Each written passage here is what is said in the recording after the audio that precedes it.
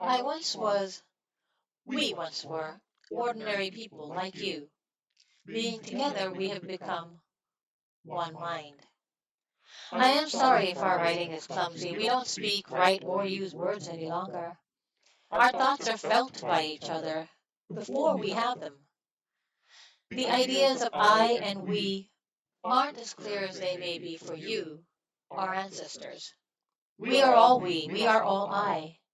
I am writing to you as if we were I, so that my message can be understood.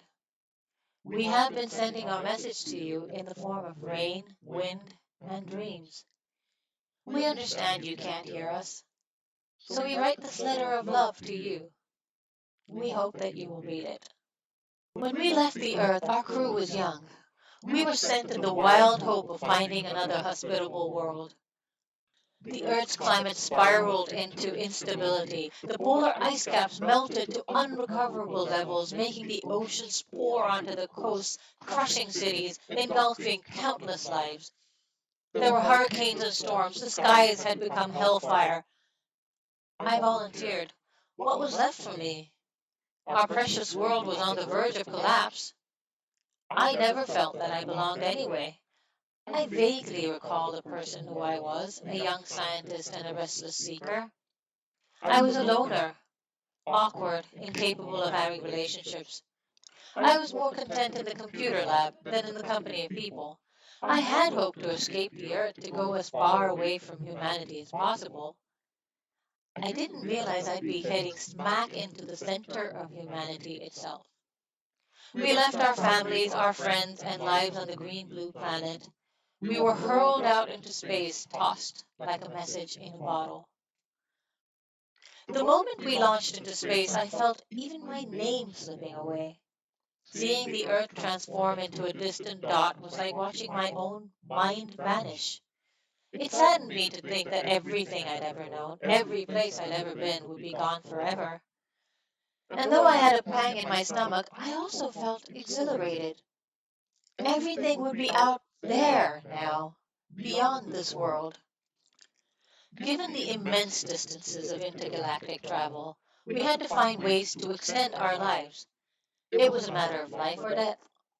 Being a crew of scientists, every moment was spent in our test labs, experimenting and discovering. First, we began implanting synthetic parts in our bodies. The artificial implants slowly took over our organs and other functions. By the time we left our solar system, the average age of our crew was 150. Those who had lived because they endured genetic modifications, complete replacements of hearts, brains, eyes, and bodies. Those whose implants or genetic modifications weren't successful died. When we reached the outer spiral of the Milky Way, our entire crew was remade in our manufactured image. Not a fleshy eyeball amongst us. 250 years had passed.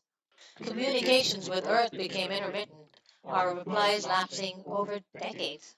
The further we traveled, the more distant the memories became, the less distinct we became to each other. There were now only 100 or so of us.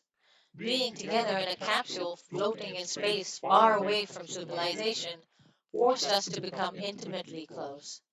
And as the centuries passed, our interactions transcended conversation.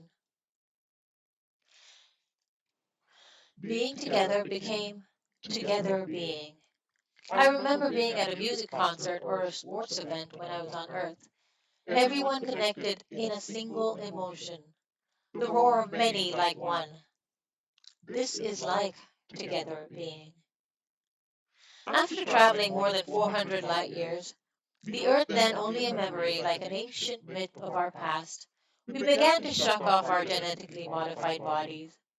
Our minds, like vines in a peaty moss, wound and tangled into each other. Where did one mind end and another begin? Imagine never being alone, never feeling completely empty.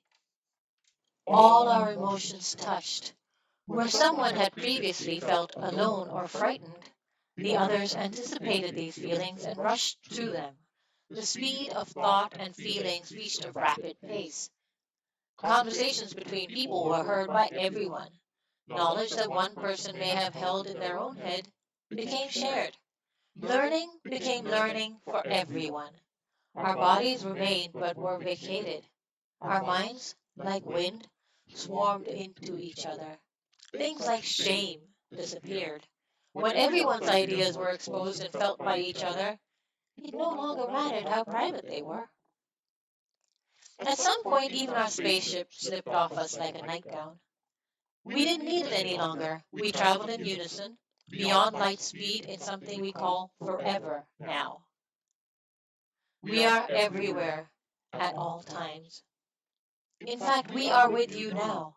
We are like invisible ghosts swarming around you. We live your sadness and fears and joys.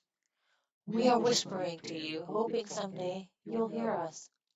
We want to take you into our bosom. We want to shower you with our tears until we are all joined in one gentle downpour of the purest rain.